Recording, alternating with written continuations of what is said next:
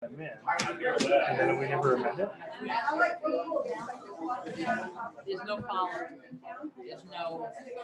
And probably part of that's my fault. We're not following through with it, I guess. Making sure it's done. It's everybody's fault because we're not protecting the residents. We made that thing. And now with the 7 going to add from 3 to 10. Well, we're following state law. We still have to come back. If you read the bottom of that, we're doing everything exactly to state code when you look at the state code. Right. But it goes from 3. No more than 10. Correct. But why give the whole blanket when by the time it comes back to planning or something with that 10, the damage is already done. That's how I feel about it. Yeah, but if they're going to do a subdivision, they still have to go to planning. That's just so they can divide that land up. If they go to sell parcel, they can get it divided. If someone's going to do a subdivision, they got to come in. Even in agricultural law, they've got to go through a different code and get approval. Even if they don't build something on that. All those splits and those they divided it to 4, then those 4 are dividing it, and those 4 are dividing it. But if they're following code, to me, it's no different than if you have the spend levies, they're going back to agriculture, they want to raise food. They were in the cattle business, so they want to go out, they want to raise food. So they've gone to agricultural on one we're passing tonight, and they're taking what they have to do for home, because that's law, that they've got to make that a residential, at least 1 acre, where their home's going to be, because they tax that differently than they do the agriculture. So we're doing that. So if we do the lot line splits by state code says you can do 10, and it has to be, make sure it follows all the codes and approvals and everything. So as long as they're following codes and approvals, and it's coming to us anyway after they've done their application. From what I've read in our packet, it's still going to come to us. It's just going to skip planning commission and come to us for final approval. And then I think on that same thing, okay, if it has to come back anyhow, why can't we just have it say 3 and then they got to come to us anyhow, then give them if they need 4 or the 5 or the 7 or the 10. What's that saying? Forgiveness, or better to ask forgiveness than permission or something? Well, and they said it in permission from the office. So if the office personnel is following through and they know what they're doing, there shouldn't have any, should be transparency there anyway. Because if it's, whether it's, or Ben's leaving, but if it was Ben, Ben's going to say, well, you can do this, this, and this, and out. So if they've got a guy who's got the same smarts as Ben, then, that's on his shoulders to make sure he does his job right. But it's our shoulders that when they bring it to our attention here, it's, at least it's coming to planning to council to say this is what we're doing. And if we have any questions, then we should all raise those questions during that part of it. And so no, it's less work for the planning commission, because the planning commission would normally, it's just like you aligning your line, your lot line. You shouldn't have to come to the planning commission just to readjust your lot line between the property and your property, right? Right. Okay, so to me, if they're simplifying this part of it, and we're following state codes, state guidelines, and we come back in and we pass that, as long as we know that it's going to come in front of us, so it's not just the mayor and our manager saying, let's just write this off. Did I miss this on there? Is that zoning administrative thing still on there, or did they On that last, not the last, the plan exemption? Remember before it said naming somebody as the zoning administrator?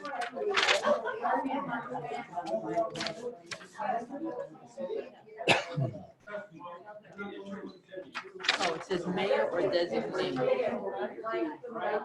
Right, so whoever takes Ben's place is going to be the person that, or even if it's mayor pro tem, it's mayor pro tem that's in there. So just the mayor pro tem or the office does, but it's See, already that's the handled thing that. that I had sent email out. I thought it should go before the planning commission. That way there's more transparency and everybody, I believe that. But if they're taking down to 10 lots Right.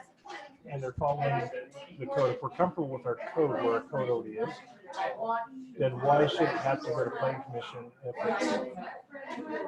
if it's going to be approval for 10 or fewer lots? As long as they're following the code they're supposed to.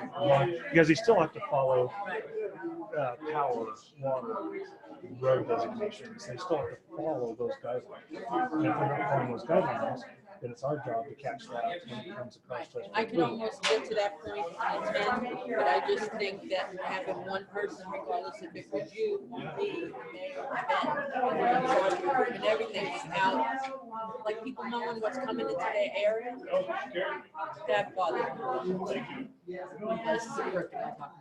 Yeah, but this doesn't, they can still subdivide it down, but it doesn't tell them what they can put in there unless they're doing something odd from what they're supposed to do. If they're putting in a residential house on their own property, how much are we going to tell those people what they can and can't do by law with their property if they're following the code? And if there's something we can, then There's just something about that.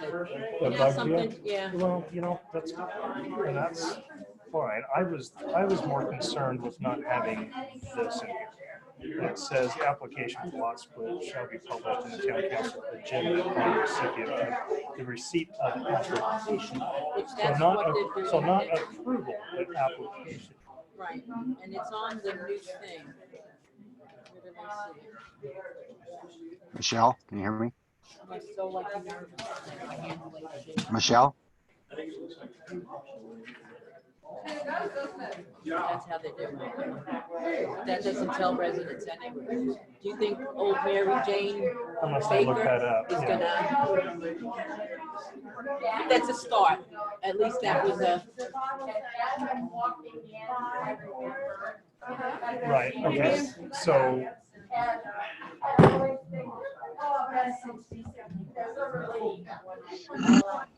That on our.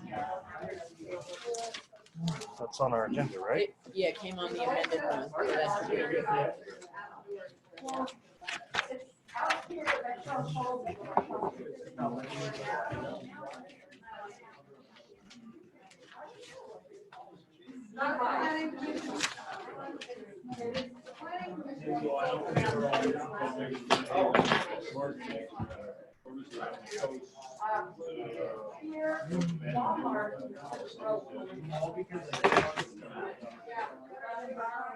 Okay, so is that discussion today? This was after the last planning commission, that was the thing that was suggested, and this is what, I guess as of when this was typed up. Because that wasn't in our. No, that, because this one is the amended, because there was a couple of changes down there. Okay, then it needs to be tabled because so we have a chance to go over it and read it and then pass it next time. Well, this should just let us know it's coming. There's no. Okay. kind of Never mind. thing. It's not on here. It's the, okay. All right, okay. That's just like to let everybody know. Yeah.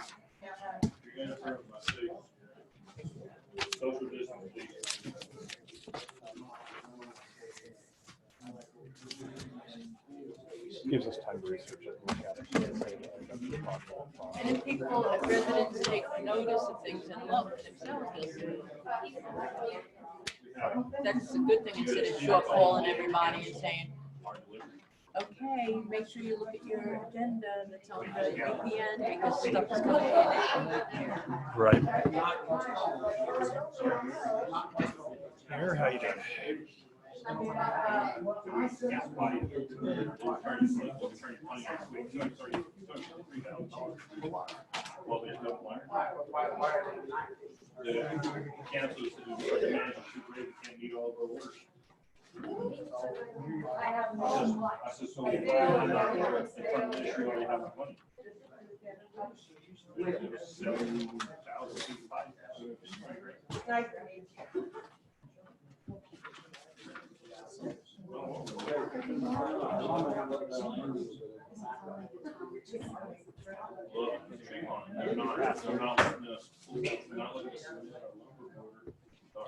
Oh, that was just like,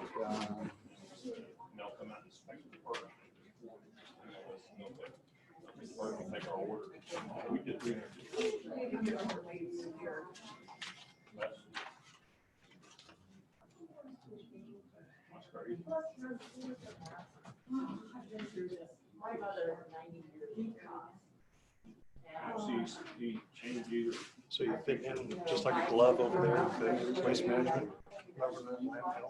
I've stopped by a couple times, but that's it. They said I can't wear it. Yeah, you can I get the mouse over you here? can't wear what? Not if the rest of it. Yeah, the mouse, I'll just reset it real quick. Yeah, one more day, officially tomorrow. Huh?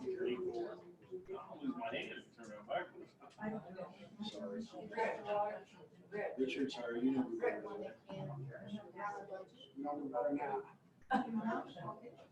Actually, more than one.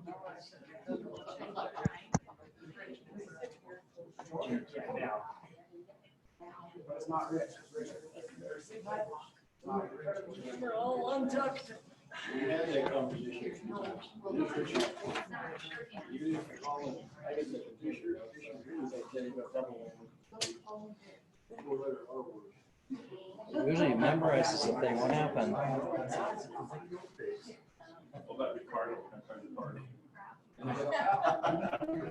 This is, I had to hit it in the worst habit. The problem we're having What's that? right now is that it timed out when it was on YouTube. And now it's live on YouTube, so we can't start it again, and we can't stop it either. this is, Yeah, he is. Very grateful. That's nice. These, And Chucky, and he don't like dogs in the house. His dog always stayed in the laundry room. kind of hard deal with that. But now Chucky runs the house. I don't know why it's not remembering it. That's really like you guys. Like Sprouts likes Chucky. I think he likes Chucky more right now. Oh, I know what it is. Interesting stories.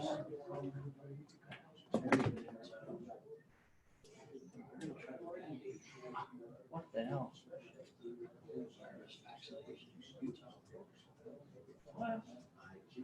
I never heard of this shot. He doesn't, the guys. They're not on. Oh, yeah. Yeah, I've had that truck, It was. That's crazy. unless he's running late. I thought it was a Smithsonian. 1777. That was the, that's Zoom. Well, I can try the other one that I usually use. I don't think that's really Kids got big so fast. Really fast. Yeah. That's- Yeah. Why is it not? So in other words, this is.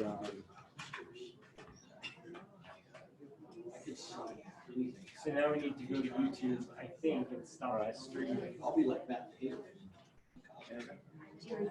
Technical difficulties here, huh? These are good ways for you to learn, Michelle. Problem I've never seen before, it just started spinning. Jeez. Go live on YouTube. And then it went live, so now we can't cancel it. Can you hear me, guys? Right. So. Yes, can you hear us? Yes, I'm watching you. I've been here for 5 minutes. All right. So can you now set up Zoom and say to go to that? You think it's already on there? Yeah, the meeting's open on this computer. Let me just. I don't think it's streaming though. Is it still streaming on this one? Okay. Yeah, it's a blackout stream. All right. Well, let's.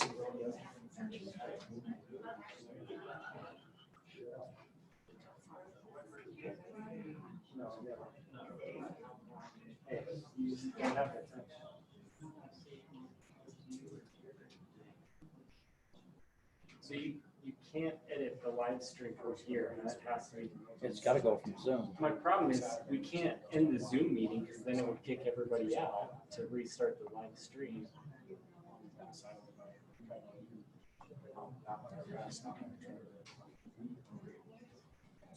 I don't think if we have technical difficulties with YouTube, the meeting can still go on, right, Shelley? Was it advertised as being available on Zoom? Yeah. To view, And, I mean, obviously not to participate. It's on Zoom. It's just not, it's not streaming on oh, YouTube. so it's just the YouTube part? Yeah. So in YouTube, they could only watch but not participate? Correct. Yeah. But on Zoom, they're still able to And the participate? recording will be available as soon as the meeting's over. I think it should be okay. So the other option would be to kick everybody out of Zoom that's in it right now. And to restart it. Reload, reboot it. So I'm okay with whichever. Well, obviously, I think the preference is if you can get the YouTube up, that would be the preference. Okay, so why don't we go ahead and Close out Zoom? close out Zoom? So all the participants that are on Zoom will probably be kicking you out here shortly. And when you do, just go ahead and Log back in. log back into the meeting.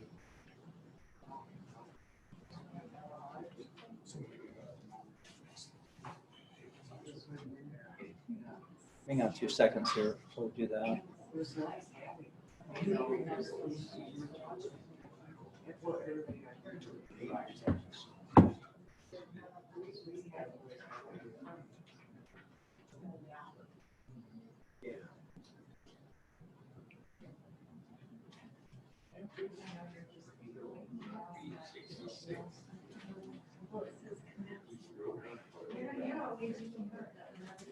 Not long, shortly. So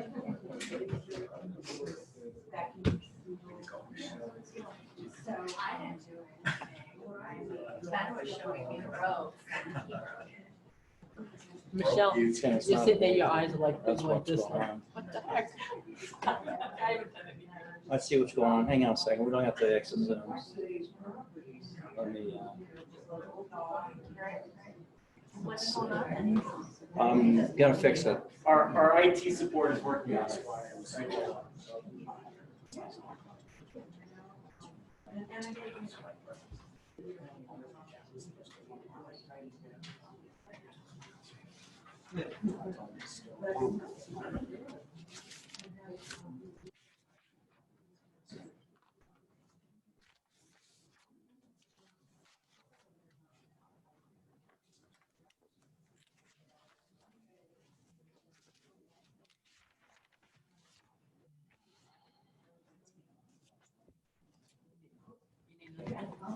You have an extra one there?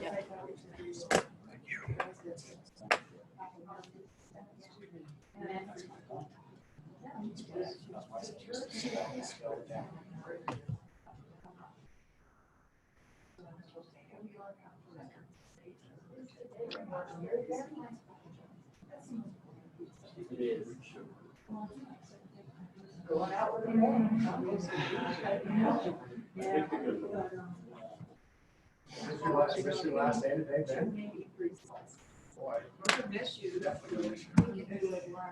Thank you for all you've done. Don't cry, Ben. It'll fog up Those your are tears mirrors. of happiness. Where's this cake and everything, man? Come on. We already ate it before you got here.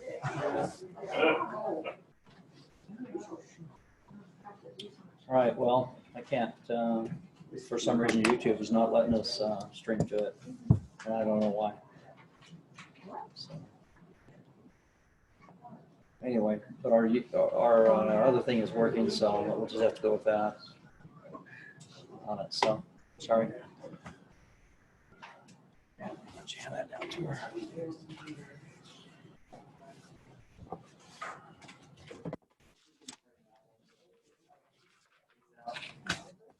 All right, so we'll get going on this meeting.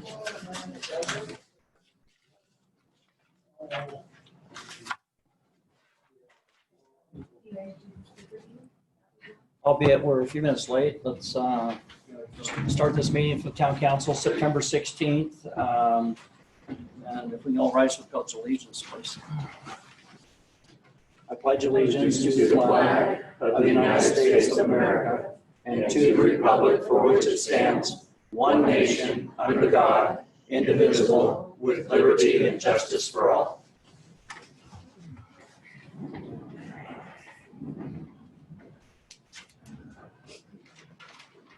So let's do a roll call.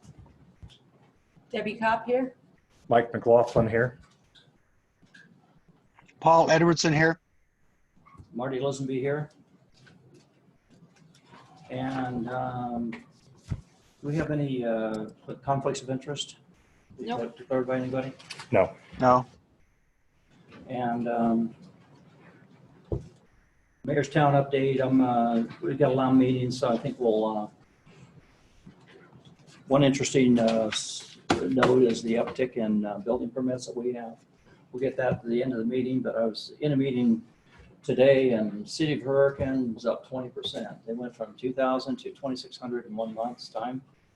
2,600, imagine that number of building permits in Hurricane. So this Southern Utah is on fire because of probably COVID-19. Consent agenda. You guys had a chance to review that? Yes. Any issues or questions? I did. No questions. Paul? Go ahead. I'm okay. Okay.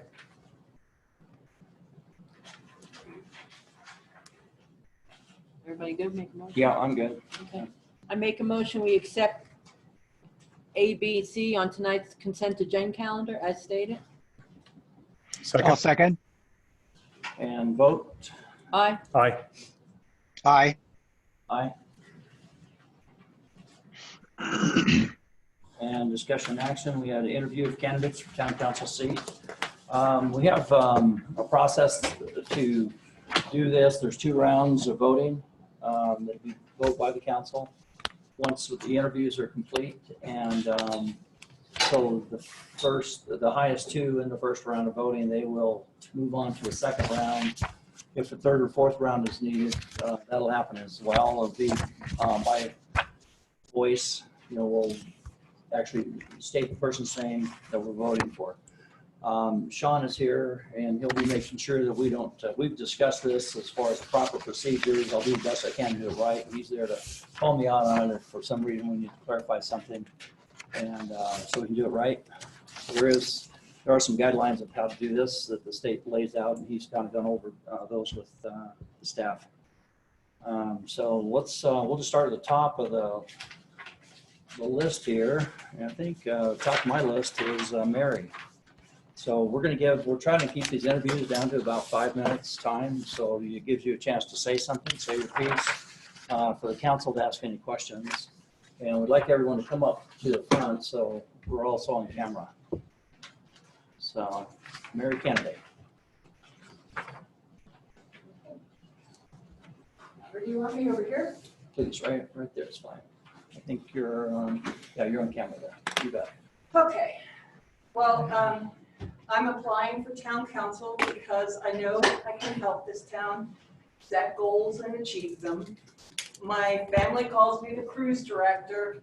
I'm always the one planning events and organizing help and getting questions answered.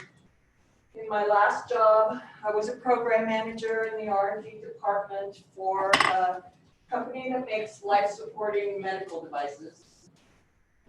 My job was to make change happen successfully. In deciding whether to apply for the town council, I read the meeting minutes for the last 2 years. I saw a lot of discussion about problems with road quality, drainage, code enforcement, growth versus rural lifestyle.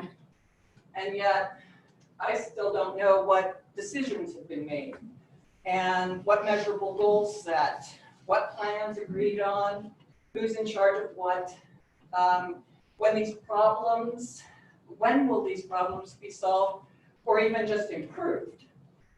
I realize that there may be decisions and plans that are not visible, or maybe not. But I know our community needs an answer to these questions to begin trusting the town is on the right path. Either way, to help set viable goals or just to improve visibility of the goals that we have. I know I can help.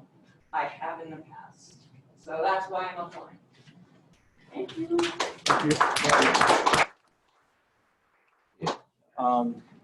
So when you come up, if you could just stay here afterwards, in case we have some questions that we can direct towards you. I'm good. Do you have any questions? I don't have any questions. Okay, I don't have any questions. Any questions, Paul? No. Okay, thank you. Landon Holm.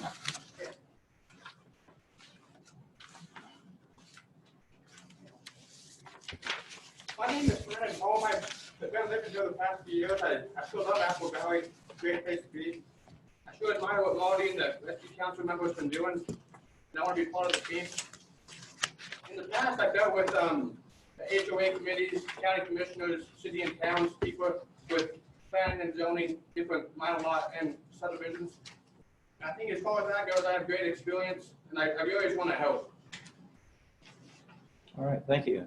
Are there any questions for Landon? What would be something that you would want to see change? I think the biggest thing is that I think roads coming to Apple Valley, and I think over the next 10 years. So I think we should have good ordinances, good things to prevent bad growth, but to help good growth. And I think it's very important how we proceed. Thank you. Thank you. Thank you. Thank you. Margaret Osowski. Can I go later? Well, I'm just taking an order. It's your turn. These are how they were given to me by Michelle, so we're just going to go in that order. Okay. Well, it's great to see a lot of new faces here tonight. I can see the fixes in, but I'm still going to give my speech. I know I have about as much chance as a snowball in hell getting kicked for this town council, but I'm here trying again. I guess this is probably like the 4th time I've tried. I wrote this out so I wouldn't forget anything. I could give you the handcuff speech everybody gives when they are applying for these vacancies. I moved here for the beauty, the serenity, the peacefulness, the recreation, the rural living, but I think the residents want truth and facts and someone who's willing to do the job. My background is, because this is what I forgot the last time. My background is, I worked for a stock brokerage firm. I worked for the Las Vegas Metropolitan Police Department. I was an angiographer for a retinal specialist and a scrub tech for retinal doctors. I did court research as an independent contractor, and I was a massage therapist. Then I retired, and I thought I would be enjoying the golden years. Wrong. My question tonight is, why are we here again? Because of a conversation the mayor and a town council member had? That must have been some conversation. Wouldn't you have loved to have been a fly on the wall to hear that? Maybe the time has come to pick a candidate that shows an interest in the town, learning the codes and procedures. I can tell you there are a few candidates here that have already done that. I know there are behind the door picks for these positions because I was at a house when our mayor's name came into play when he was picked for the mayor. This town needs some help. The mayor and the city attorney now writes the codes for the planning commission. Maybe there's too much work for the members in this administration. Maybe we need more members on the town council. Maybe there's a need for part-time employees or volunteers who are willing to work along with the planning commission or the town council on official things. Maybe we need a zoning administrator. I don't know the answers, but try something new. When these openings occur, it makes our town look bad. I know for a fact several of us have tried to help both the planning commission and the town council with suggestions. These suggestions are emailed before the planning or before public hearings and the meetings. I have been called a bully by one of the town council members. I have to say to that member, go back and watch some of the planning commission meetings when you wanted something passed. Is it bullying or is it just persuasion? In my case, it's bullying. In his case, it's persuasion. If I'm chosen, I would like to be a voice for the residents who feel there isn't any use to speak up. I would like to be a voice for people who live on dirt roads and make sure some of the road money is spent on fixing the dirt roads instead of fixing all the chip and seal and resealing the asphalt roads. Some of our roads are a mess and they need maintenance. And dragging a rake over a dirt road to smooth out the washboard is not fixing the underlying problem. It's just a Band-Aid, not a fix. I will try my hardest to hold this administration in check and not be a rubber stamp. Ooh, I guess I shouldn't have said that. That blew my opportunity. This town needs a planning commission that is willing to do the work and not hand over their duties to the town council. It is unfortunate that residents of the town do not get involved unless the problem is knocking on their back door. All zone changes and subdivision have potential problems for the future. And thank you for listening, and I have any questions?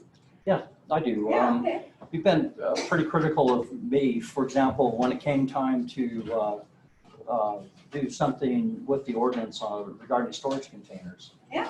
And what you were upset about, as I remembered, is that I dared put a survey out to the whole community to find out community-wide, how do people feel about that? How is that not being responsive to the community, where I'm asking everybody in the community, what do you want to see? And then the ordinance as we tweak it was based on the results of that. Okay, well, I'll tell you, because for one thing, surveys can be skewed whichever way you want them skewed.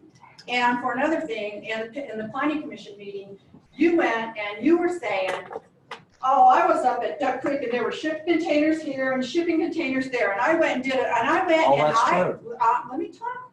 And I went and I did a survey of the area up there, and out of 400 residents, there were 13 shipping containers. I went down one road. Plus and you counted went, a dozen of them down one road. plus, well, you said you went to Duck Creek, so I went up there and I double checked. Plus, you said you went down to, on the way to Page, you said that there were shipping containers here, shipping containers there. Well, I can't remember exactly how many there were, but there wasn't as many as you alluded to in the meeting. And then when I brought that to your attention, you asked me not to bring it out into the public, because you were running for mayor and you didn't want a big mess going on at that time. So you asked me, wait until after the election and then, we'll take care of certain things. So I waited till after the election and I didn't bring anything up. All right, thanks. Okay, any other questions? Nope.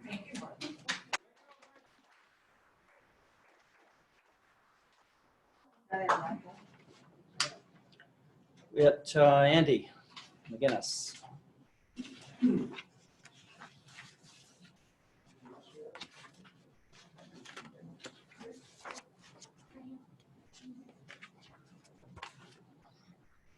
Many of you may or may not know me. The reason I'm interested in Apple Valley Town Council is for the opportunity to help steer the future of our community.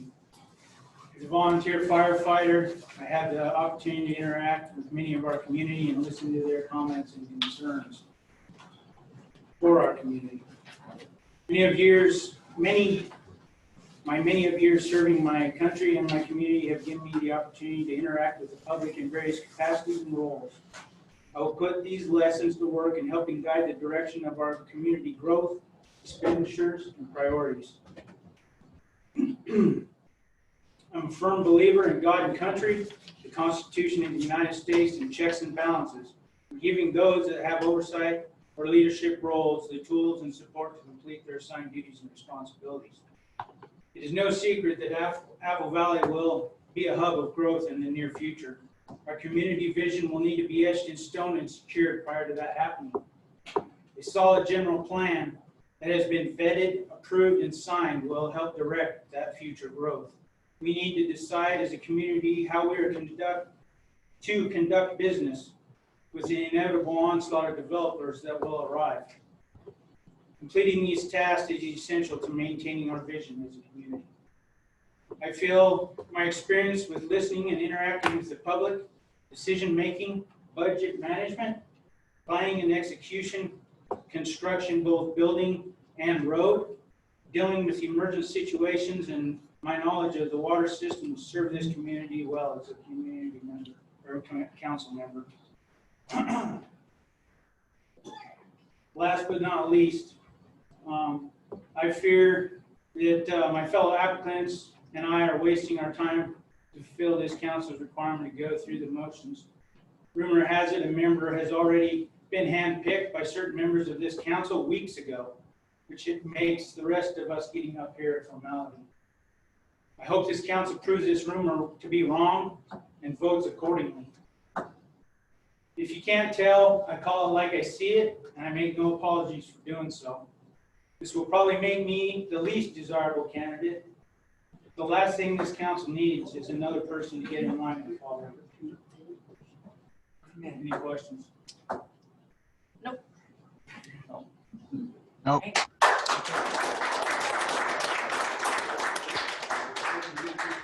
Richard Fisher.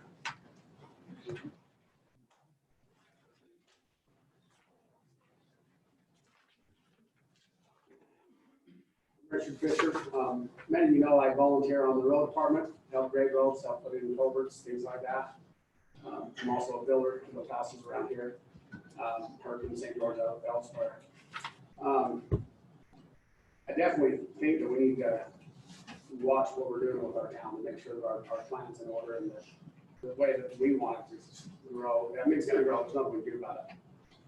I was in some continued education last week for my state contractor's license. One of the guys teaching that was talking about economic development.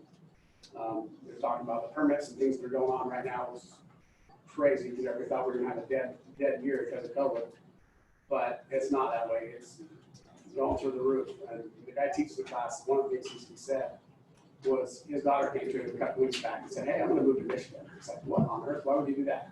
She says, "Well, I can get a house for half the cost of Michigan." He's like, "I can't hear." And he's like, "Well," and she's like, "Well, also I can work from home." She says, "I don't need to be in the big city. I don't need to be right there in the thick of everything. I can go out in some rural community and enjoy my life and still have the same income as I have right now." And we've already been watching that like crazy out here. I mean, I've noticed there's 4-5 houses in the last 30-35 days that were listed and sold in our area in 35 days. I mean, it's coming, and then we need to be prepared for it, and we need to know that the direction that we want to go as a community is where we're headed. And we need to make sure that that's what we follow. And, I think that the position that's available is more geared towards roads and things like that, which is already what I kind of do. I feel like I would be a good fit for that, kind of help us with that. I've been involved with Marty and the state in helping us get our turn lanes and all that kind of stuff in out there on Main Street. So anyways, that's one of the reasons, or that is the reason why I'm applying for this spot. Okay. Any questions? No, at the moment. Thank you, Richard. Thank you. Thanks, guys. I've got a question. Mr. Fisher, from there, if you don't mind from there. I don't think that that's appropriate. It's, this is for us. Interview by the council. This is an interview by us. Thanks, Richard. I want to make it clear, you can always choose to, but if you do that, it would have been something you made clear at the beginning so that everyone. Yeah, that's right. I think it's, Patrick Baker is here. I don't see him. Del Beto.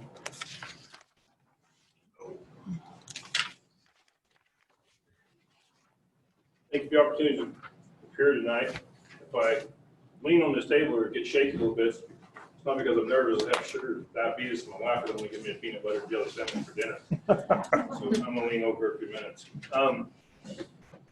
I don't know Mr. McGinnis and Andy McGinnis. First of all, thank you for your service. I appreciate it, especially for our country. I know Richard Fisher a little bit, and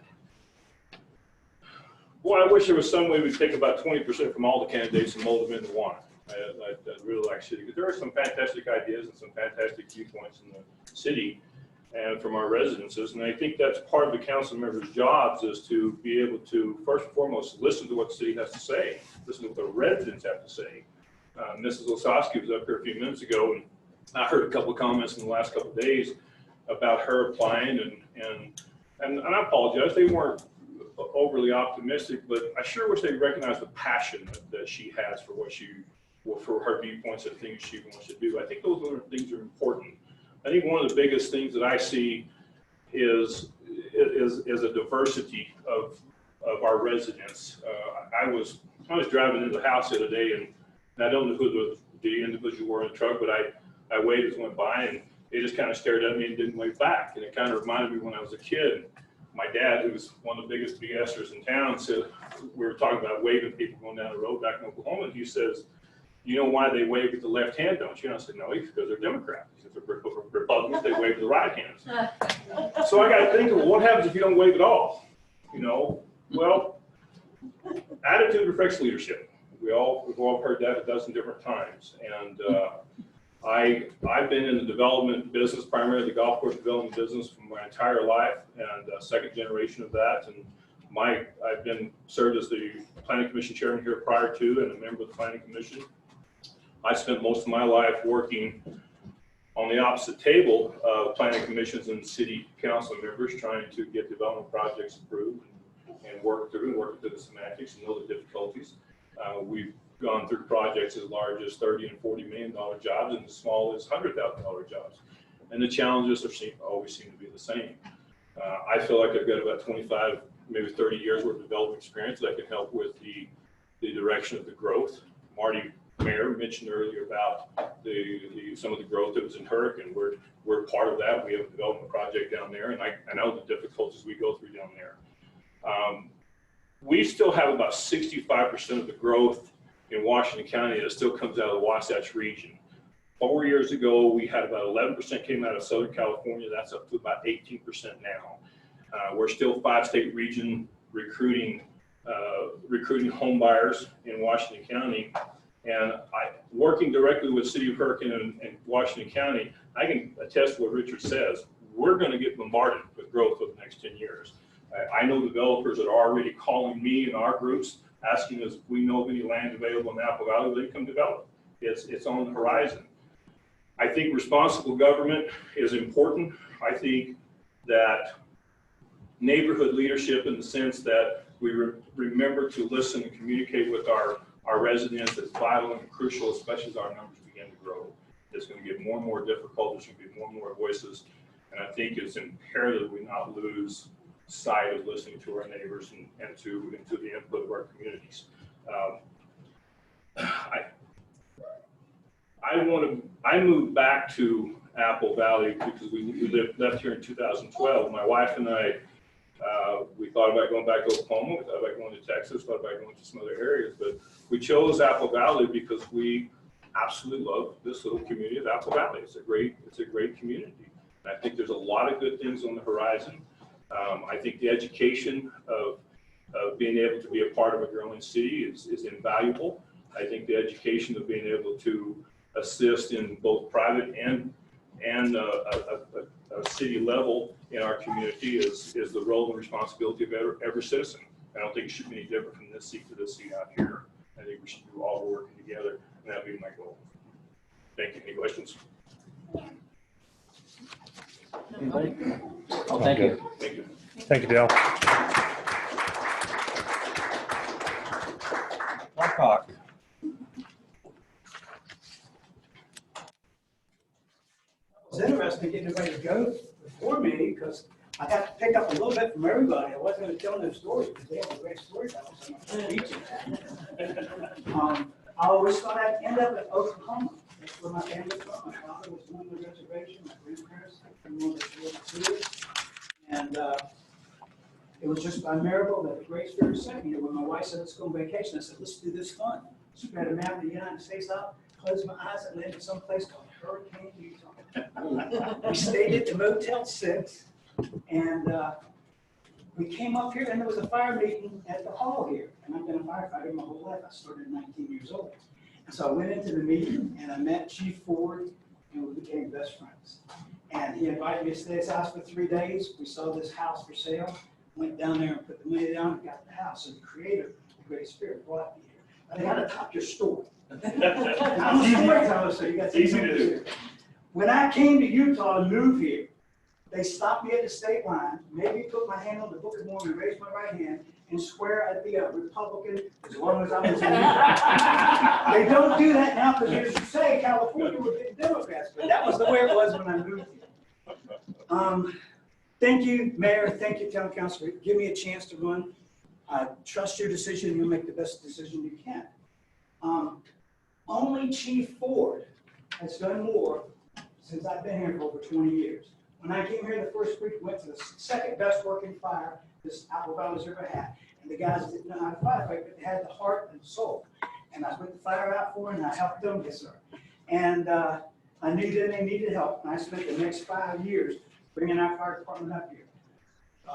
Bob Perry, any of you guys remember Bob Perry? My father. Your father was one of the greatest men who ever lived. I know. He put, the fire department was an incorporation, and it was great. Bob was good. I used to go play cards with him and your mom, it was great.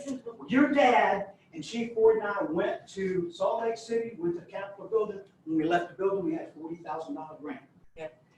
Your dad helped me, and we put together the HUD, we built this building. I physically helped build this building. I physically did concrete, put the carpet down, did all that stuff. From that 5 years, I got a grant for $2,500 from Utah Power. I got, we needed a good fire truck, and there was one for $36,000. And Bud Cook and I went to Orem, Utah. We negotiated him down to $6,000. We brought the first good fire truck here to Apple Valley, and we need a new one now too. At the current last 4 years, I've been the chairman of the Republican Party for Apple Valley. I've been to the state, helped vote on your congressmen and your senators. I've worked hard at that. I've always been behind the scenes if I wasn't in front of the scenes. When Chief Ford came back, he asked me to come back for a year and help him get the department back together. I said, yes, sir, I will. I've worked many times, did many things for Apple Valley. In the meantime, I did my acting. I made 3 movies. I put on 30 fights in my career promoting them, and some of those purses $100,000. So you got to wheel and deal, because if you don't pay the fighters, you either fight them or it comes out of your checkbook. And I've always been successful and never lost money in anything I've done. I love this town. I've worked hard for it, and I did my best to help. I've never went against the planning commission or the town council, with the exception one time. The mayor wanted to borrow $10 million and there's 700 residents. I couldn't see that.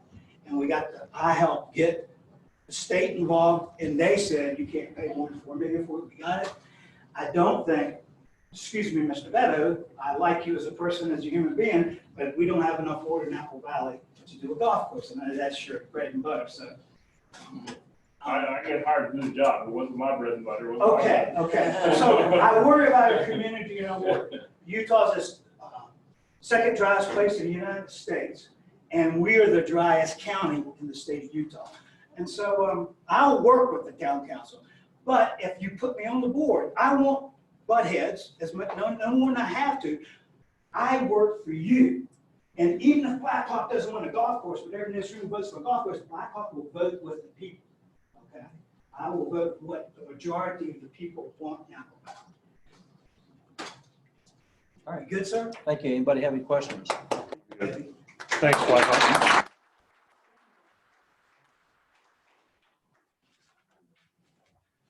Yes, have anything to say at all, or That's choose to a everybody. vote? That's 8 of them. We got everybody, right? Yeah, one absent.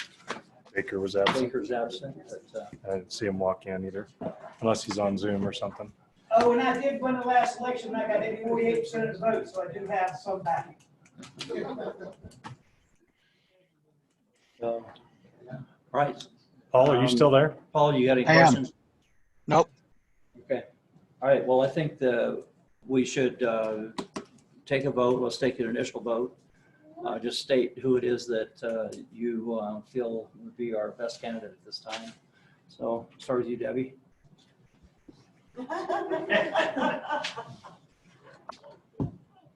That's not fair. I vote for Blackhawk.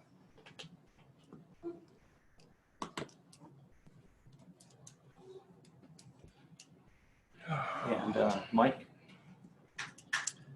My vote is for Dale Beto. And Paul? My vote is for Dale Beto.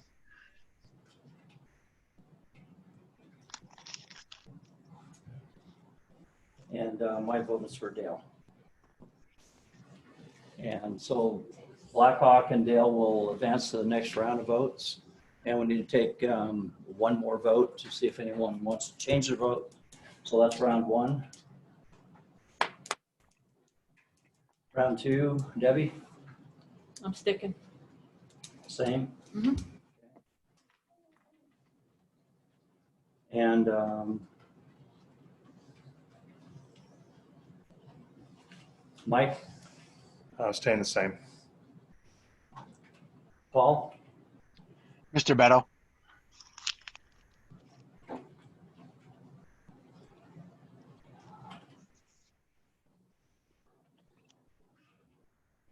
and mine's for Dale.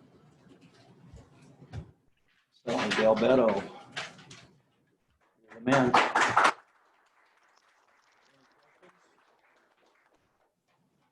We're gonna do an oath of office real quick for Dale Beto. I'm sorry. We're gonna do an oath of office. So I'll have you stand and Michelle's gonna do an oath of office for you.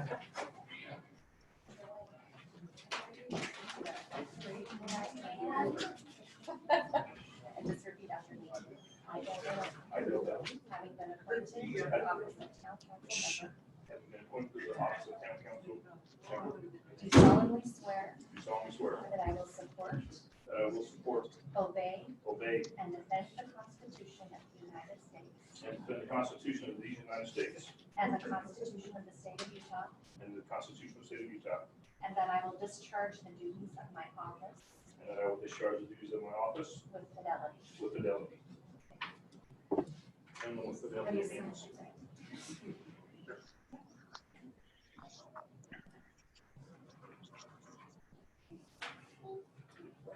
Dale, you can join us up here when you get a chance, all right?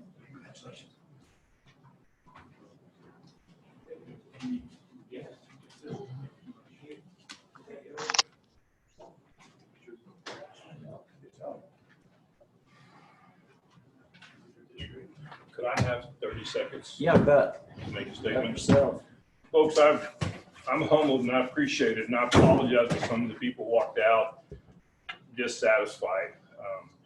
If I looked around this room here tonight, they're my people. They're the people that I need to go win over and earn their respect and earn their trust, and that'll be my goal. And I apologize that I don't have all that respect, but it will be my personal attempt to make that happen. Thank you. Okay, number 3 on our agenda is appointment of Mayor Pro Tem, Resolution R-2020-10. There's going to be opportunities where I'm going to scoot out of town, and in my absence, we want someone else that's be able to discharge, be able to sign checks or to run a meeting, for example, if I happen to not be in town that particular day. This is kind of a housekeeping thing. Paul was the pro tem before in a previous election cycle, and as we're going through this process, it just reminded me that we don't have one.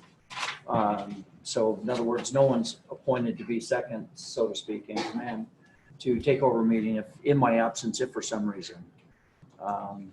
Anyway, I look forward to hitting the road, but that won't be in the near future. But anyway, we just thought we should clean up the paperwork. So does anyone want to just raise your hand and volunteer, or should we do a nomination for pro tem?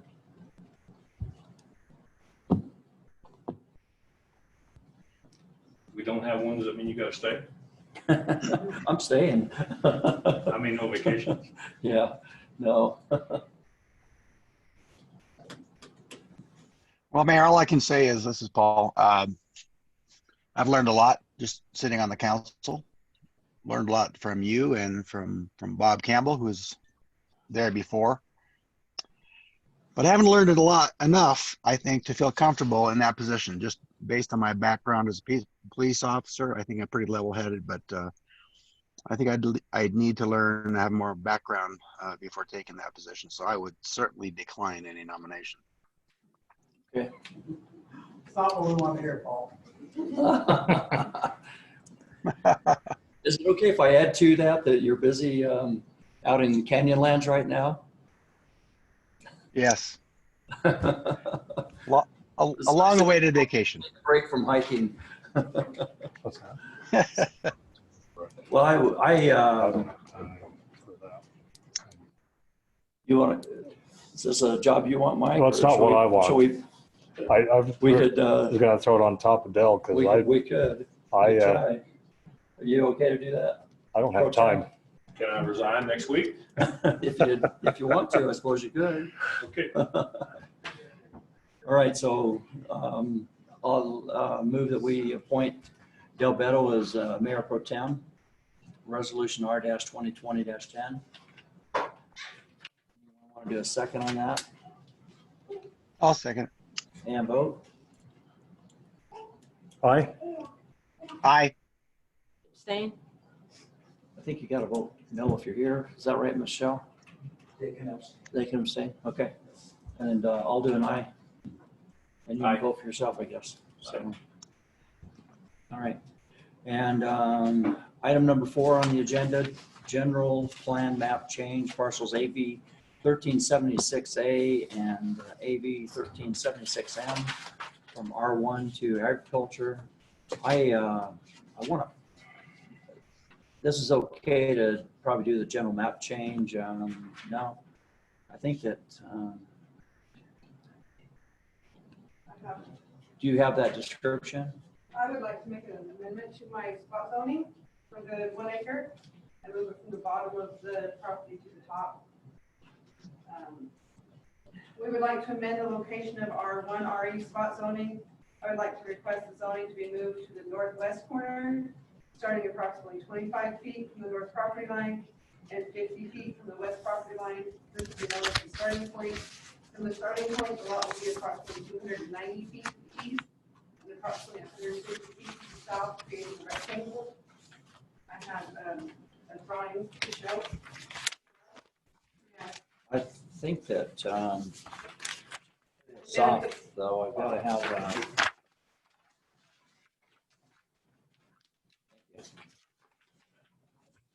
I think to pull this off, we need an official map and meets and bounds. Is that right, Sean? Well, Mayor, actually, when I'm looking at this, this is for, as you recall, normally what would happen is you have the recommendation from the planning commission for that location, and you have that discretion to change it in any way that you would like. Yeah, she's just moving in within the same parcel. I'm okay with the change. It's, I'm just making it clear that the applicant themselves are actually requesting the change. right, it's Not all the true. council. Yeah. You can still choose to consider that, or you can choose to report that, however you want. I'm gonna put that question right back at you though, because the, Basically, she's moving. what I'm she's trying moving to closer to articulate the is that right here, right? the legal description that we've been given so far is at the bottom, and what we have right now is not a legal description. And she's telling us where it's gonna be. Mhm. No. Is that Her lot adequate does to this. approve And that the subject house to the right legal here, right description now, to match up to here. her description? If Yeah. you feel comfortable in this description Just putting it here, closer to the exact location of that, you want to make that clear on your motion if you were to approve Okay. that, where this location is. And that would be subject to getting a legal description that Yeah. verify closes and matches that. Okay. You can do that. All right, so we'll have to have an actual description from an engineer that gives us meets and bounds, but Yeah, we will work on that. I just can make a little quick comment. So everybody knows the reason why she's doing this. They're trying to save on road so their expenses aren't so high. So Right. there's no reason why we shouldn't let them. it's in the same parcel. It's going from this one corner. Yeah, to the it just other looks like you're taking it closer to the road, so you're Yeah. probably cutting down on your So utilities. anyway, I and don't have a things. problem with it. I don't either. I just know in cleaning up the paperwork, we do need a legal description. We can add to that. So So Mayor, If just we could- looking at this stuff for the first time, we have obviously on the last legal, you had size, acreage?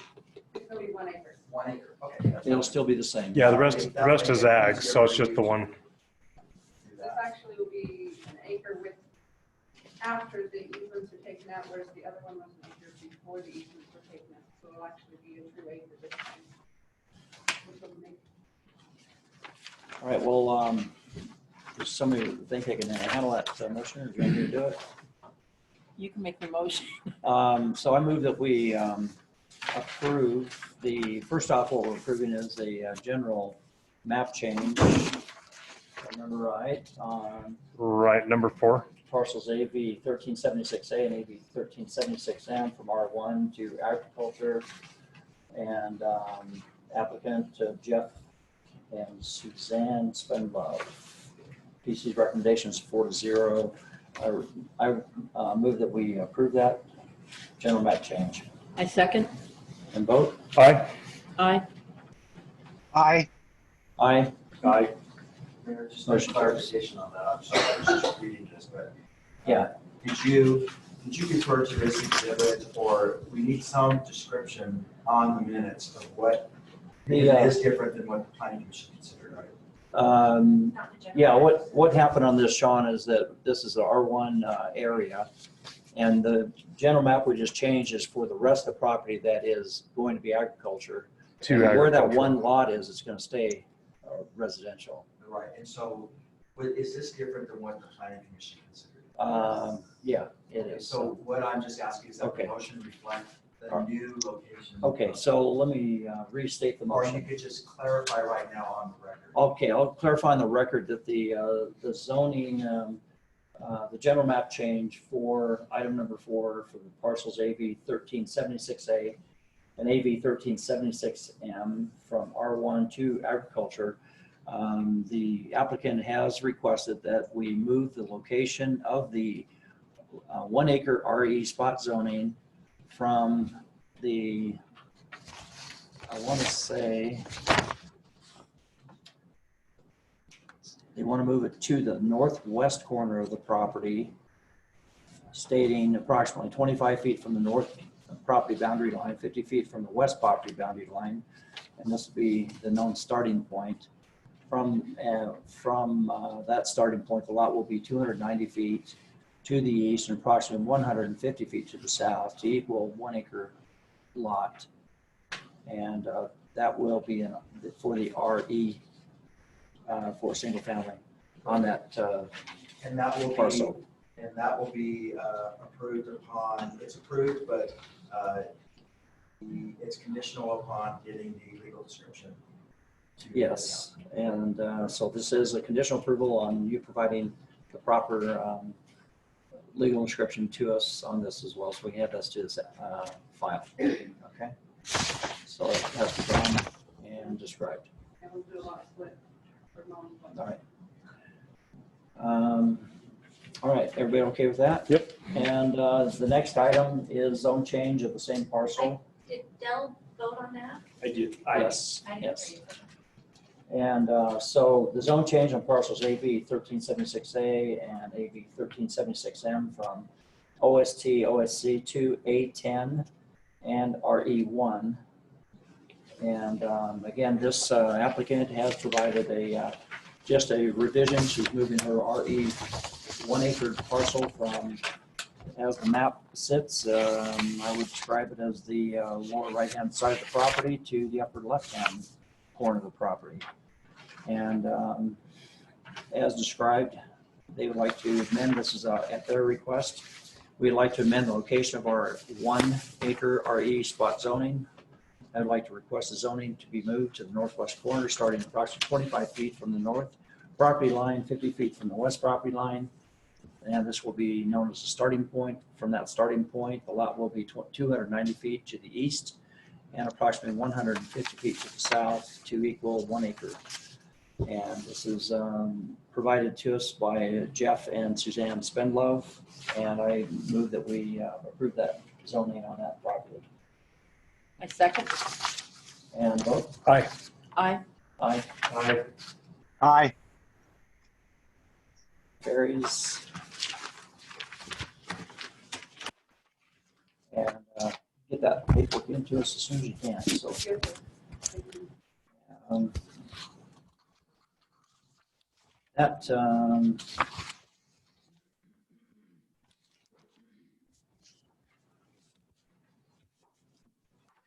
let's see, we didn't reference in those motions, that is,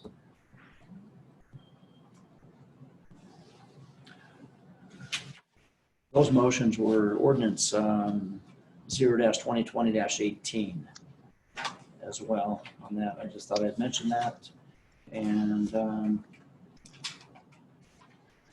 also ordinance 0-2020-19 for those last two. All right, our next business, let me catch up here, is item number 6, zone change of parcel AV 1354-B from OST to OSC to C2 commercial and CTP cabin tiny home park zone. Our applicant is Bang Properties. PC recommendations was 4-0. We're going to, I'm going to ask that we table this item for this particular time. When you look at the size of the property that this entails, this is 50 acres of property, which gives us a possibility of 500 future cabins based on our current ordinance. And we're not able to limit the size of that project at all if it is zoned CTP, cabin tiny home park. And what I've talked to the applicant about this and recommended that we do a PD zone approval on this, which requires a developer agreement. And in that developer agreement, we'll be mirroring basically the cabin tiny park zone requirements. They'll have to bring this project to the planning commission for review so we can look at their fences and, you know, walkways and, you know, buffers and all those different things that we have kind of built into our code for their approval. Basically, they've said they want to have 100. I've even suggested that maybe they build in, you know, 10 years from now, you might want 50 more kind of a thing. And so we'll see what they decide on their developer agreement, but we're trying to limit them to say no more than 150, maybe 200 tops on that property, but their plan is only 100 right now. And they might just go there and they can come back and ask for more later if they wanted to. And so I've passed on a name of an attorney that they could maybe look up to give them their agreement on us tabling this at this item at this time. So I move that we table this item and we'll look at that again and probably the PCLC will say. They have their PD by next planning commission meeting.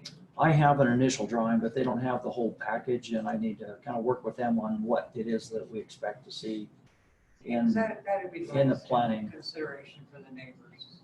Right, and that's, well, they're gonna have, they have a huge buffer there. Oh, I know. And it'll be, you know, and the neighbors are the one, everybody that's I've talked to on this, they love the project.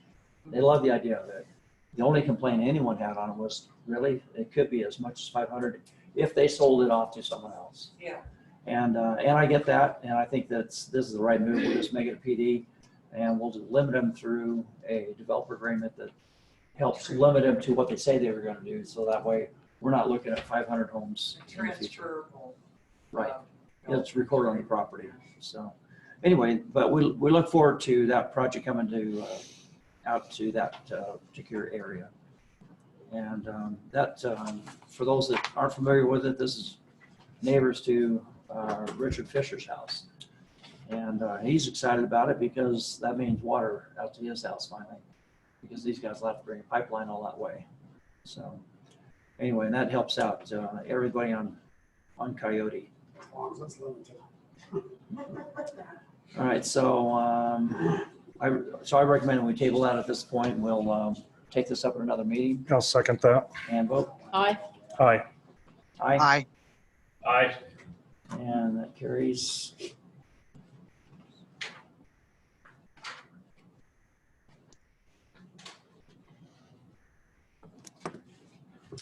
And item number 8, discussion on possible action on refund of lot line adjustments. Our state code has changed enough that it seems like they've pretty much eliminated the need for lot line adjustments. And we have some applicants that have paid some money, and I think I'd like to just go back for the last 12 months. And since the beginning of the year, let me put it better stated that way, that since the beginning of the year, and I'd like to issue refunds from the beginning of the year to present. Did you ever get a number on that? I didn't know. There's not that many of them. It's 2 or 3 of them. Yeah. Anyway, that we are charging people for lot line adjustment that apparently we don't have to even go through the town on, so why charge them a fee? I just soon, if we're gonna allow people today to not do lot line adjustments, let's just refund the money on those last few, at least. For the year. So anyway, so I move that we just do a refund on those since the beginning of the year. I'll second that. And vote? Aye. Aye. Aye. Aye. Aye. And the next item on the agenda is item number 8, and it's the same thing. It's the fee schedule. It's just removing off that fee schedule the lot line adjustment fee. And so you'll see in red, well, I guess it's in black because it's copied. Page 3, we just drew a line through that. We're going to remove that from our fee schedule. Want to do a motion on that? I make a motion, we accept the amended fee schedule. I'll second that. And vote? Aye. Aye. Aye. Aye. Aye. And that carries. And adoption of ordinance 2020-12, correcting prior motion when adopted. Ben, can you clarify that? Absolutely, yeah, so we had a motion made on ordinance 2020-12, this was a couple months ago. That's the tiny cabin home. Yeah, and when as Michelle was doing the minutes, she found that the motion made, and this is probably because it was how it was written in the agenda or something related to that, was 2019-12. So this agenda item is just merely to accept or adopt ordinance 2020-12. Okay, so the amendment to the cabin tiny home park ordinance had a wrong number on it back when we approved it. So I moved that we just it's more of a clerical. There's no change to the ordinance at all. It's just a correction of the ordinance that accepts that. So that ordinance number will now be 2020-12. Second. And vote? Aye. Aye. Aye. Aye. Aye. And changes on 11-02-040, necessity of plat, exemption from plat requirements. This was just, we're cleaning up some ordinances there. Any discussion on this ordinance? Any issues with it? Debbie, anything to say on that? I just didn't like from 3 to 10, but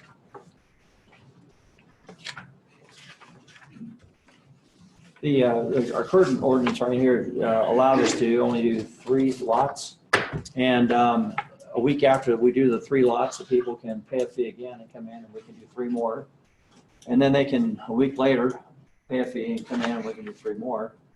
And I was trying to eliminate the need to have to keep going back to your engineer when you can accomplish the whole thing in a matter of Well, and the other reason for this too, you're just looking up state code, we're following the guidelines of state code as well. And it's just a recommendation. The state code is just it's an arbitrary number they threw in there. It said it's reasonable. No more And than we 10. just copied that arbitrary number is all we did. Mayor Kennedy. Thank you. This has come up several times. They've been planning twice in the town council before, but I'm still stating that I don't believe that the process we have is clearly defined well enough. I don't so much object to the change from 3 to 10 as I do to the lack of clarity regarding the process. I do feel that considering, we just talked about the huge amount of growth coming here and a simple checklist that planning manages. You know, Ben's leaving. If Ben's leaving. Cat's out of the bag now. Ben's leaving. We were trying to keep that a secret. There are 5 people on the planning commission, and the mayor. And even the he's got planning, a lot of work. even the planning commission said they don't have the expertise to manage that, and they didn't want to look at it. But we do have a checklist.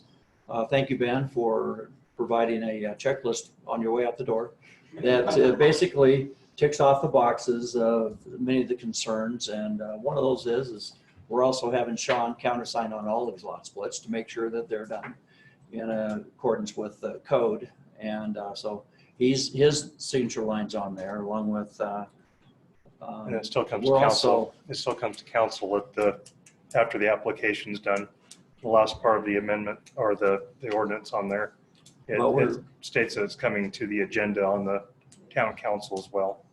From that, just skipping the. If you go to the planning end of your commission. agenda today, you'll see that there's some lot split applications that are listed there that we have on file.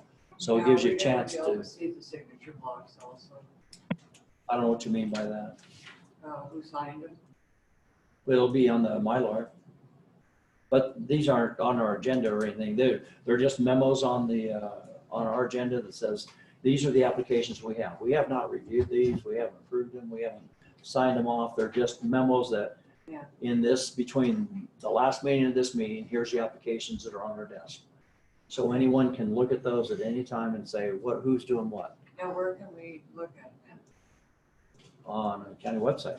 Website? You can just do the search of a property ID. Well, I know where the parcels are at. Some of them are huge. Mhm. I'm waiting for public comment. Well, this is discussion on this ordinance, so I'm okay with you, asking Okay, questions. yeah, I just would like to know, like, when you do these yourself, a new sign form, this is where Rick Moser got in a lot of trouble, because he would sign for things and not tell anybody, and I like the transparency. I think that's needed. 'Cause Well, we don't just sign them in the closet in the back room. I make Michelle look at every single one of them, and then she has copies in the office of everything that we have signed. And we're also gonna have Sean countersign them, and we're gonna have Big Plains countersign them as well, so they can agree that they're accessible to water and things like that. And that's one thing in the ordinance that we have, I think that we should delete, when it goes down to utilities. It does say Rocky Mountain Power. And I think that it's overkill to have someone chasing down Rocky Mountain Power to sign off on our lot split and find out who's supposed to do that. And they're gonna be like, what?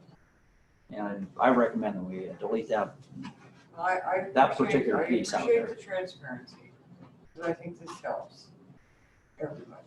And this is also going to be staff delegated. Yeah. And this will always be on the agenda. Yeah. Okay, thank you. Yeah. Yes. I wonder if you still don't have some confusion in the paragraph B. Where I can see you're trying to make sure that the parcel out of public right that street. And I don't know if that's gonna apply very well if you've got large parcels that are trying to do an ag split. You put that in there where out of public driveway. You might have some fun. That it has to have a what? I couldn't hear you very well. It has to have a public right of way. Yeah, everything has to be on a public right of way or it can't be split regardless. Even if it's, you can have 1,000 acres, you want to divide it in 2 pieces.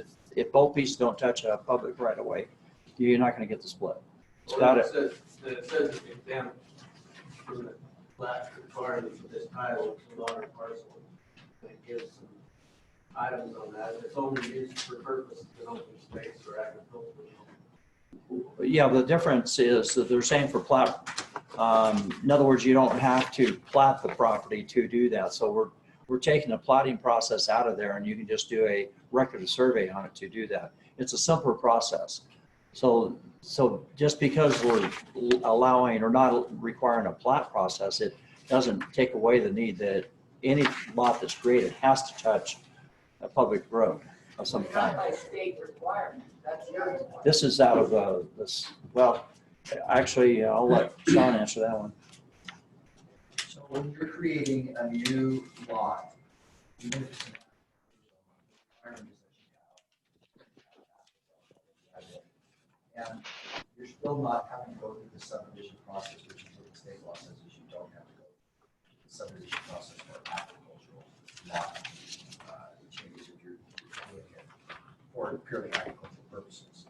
So I don't know that it creates any confusion, except your concern is, are you wanting people to be able to create a lot that has no access? That should be something. No, it's landlocked. Right. Yeah.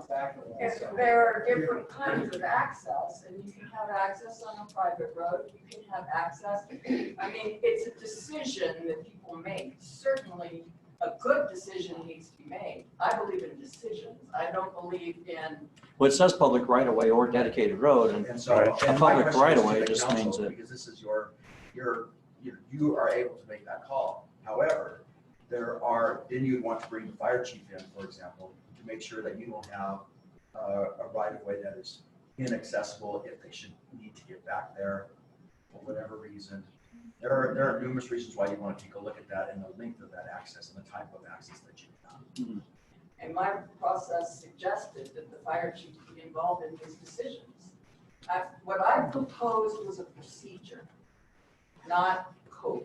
I proposed that the code say nothing more complex than we do what state says as a minimum. And then you have a procedure within the town that has a process with people who are identified for responsibilities and are allowed to make decisions. Ben, on I've that asked that checklist, do you this have be- fire chief down there on that checklist? I was going to say, do we have access to that checklist right now so we can just clarify some of the things that are on the checklist, or do you have them in your head? No, it's in writing, but, yeah. Well, just a couple of notes. If it's a lot that's not on the main road, would a simple easement, public easement, on that property that's in front of it suffice? And then as far as fire goes, before you can ever build on the lot anyways, you would have to have a fire. You have to meet the other ordinances, right? Hydrant, et cetera. And if that lot was empty now, or if it's empty as a lot split, what would it matter? It's still both empty both ways. And it still has to meet the requirements of if they decide to do something else with it. So under the building code, it would have to be. Just saying that, I think you may have forgotten, but you could build a barn, and it could be a pretty large barn on an agricultural piece of property without having to get a permit in certain cases. And so that's a structure that someone would want to save. And of course, I don't know if that would impact the neighboring lands, if that land was to catch on fire. So I'm simply saying that you would want to talk to the fire chief before making a decision if you were going to go the route of not having any access required. Well, No one's saying no. So an access. We'll make sure that- But I'm directing my questions to the council, and then the council can answer. All right. We'll make sure that in that process that we have a fire chief as a check mark on our. So an access could be that simple easement, correct? Is that what I hear? Well, we have a lot of properties out there that are just on 2 tracks. But I'm gonna just defer to the fire chief on lot splits and let him look at them if he's happy with the access. Because if it's just only a 2-track that goes by a lot, I don't personally have a problem with it, because that's how a lot of these properties are anyway. So you picture 100 acres that's got just a Jeep trail next to it. Is it more of a hazard because it's 250s now? Right. And now as soon as they want a building permit, well, bets are off, 26 feet wide and, all that, that's as soon as they want a permit. I have no problem with that. But we have not increased the risk of any property out there if they have 100 acres and we made it 250s if they're both on this Jeep trail, in my view. It just made it easier for the guy maybe to sell the property. And then at that point, the guy's probably thinking, yeah, I want to build something. So at that point, now he's got to do improvements up to town standards to be able to even do that. So. And the barn could go up now, or it could go up later. So same, split or not. Yeah. So anyway, any other comments on this or questions on the? So to answer your question, Debbie, that's the reason I had 10 wasn't that we were going to encourage anyone to do 10. It was only because it was an arbitrary number the state picked. And instead of charging someone $250 every time they come in to get 3, and now they can come back and split it 3 more times, it slows them down. They have to pay more in engineering just to accomplish what they're intending on. They can still get there. So why not just let them do it? Why not just make sure it's done the right first time and let them do it the first time? I don't see the difference. Any other questions? And my question is just why not have a clearly defined procedure that all the various different departments, you're talking about code, I'm talking about a procedure. And we have that There's defined. a lot of land that's gonna get divided up around here, 10 parcels at a pop. And I'm fine with the 10 parcels. I don't want somebody to have to do something 3 times when once would do it. But I Right. want to know that one's got it done right, and I don't have confidence from what I've seen that is predictably going to happen. You know, some of these are straightforward. Some of them, I'm not doom and gloom, oh my God, it's never going to go right. But I spoke with someone recently working with the town, and it was, I go here, I go there, talk to this person, don't talk to this person. It's when you don't have a clearly defined process in writing with forms, you know, you haven't even I haven't seen anyway, bothered to update the lot split form, the lot split application. What's the rush? Send it back to planning, get a procedure done that defines it correctly. Start with mine, because God knows I spent 6 weeks working on this thing, and improve it. I didn't send it to be done. I said, send it to planning so that they could work on it and make it better based on what. Well, we've. I'm done. I don't know how many times. I appreciate your feedback. We've heard it several times. We've considered it several times, and the planning commission supported this based on, and we're adhering to their recommendations as well. And we've taken a step further already. We do have a checklist that Ben lined out for us, and I will add the fire department onto that checklist or make sure it's on there. It could be it's already on, but anyway, so we will. I'll take care of it, don't worry about it. I'll get it. Anybody want to make a motion on this?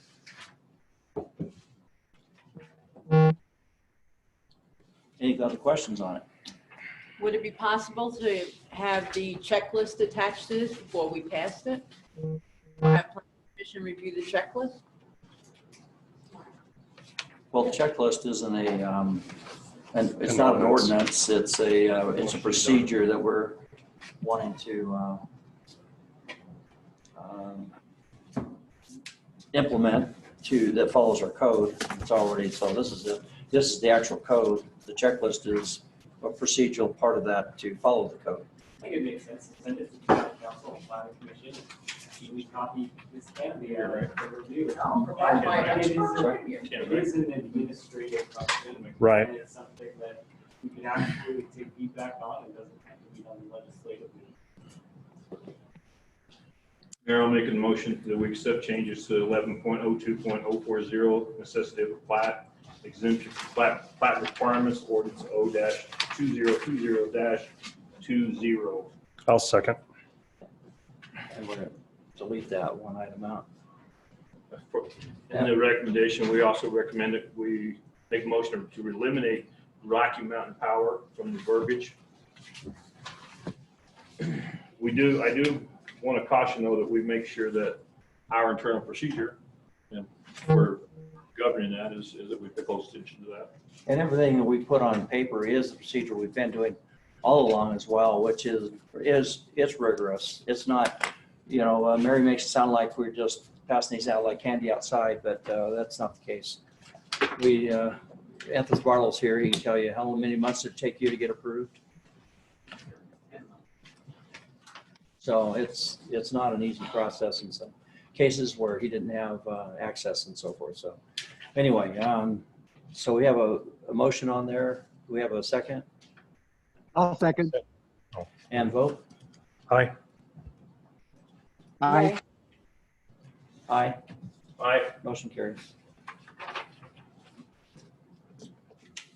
And item number 11, approval of Ross Gregerson as Big Plains treasurer. Big Plains has appointed him treasurer.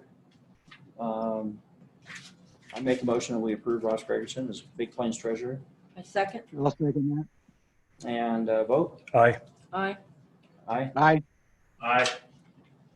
Item number 11, appointment of Big Plains 12, number 12. Town Council Board Member. Anybody wanna- Number 12. Sorry, did I? You said 11. Oh, number 12, sorry. Number 12, appointment of Big Plains Town Council Board Member for the Big Plains Water.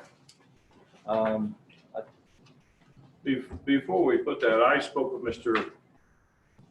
Merritt last night, and I think he had a suggestion or two that maybe I could put you on hot seat. I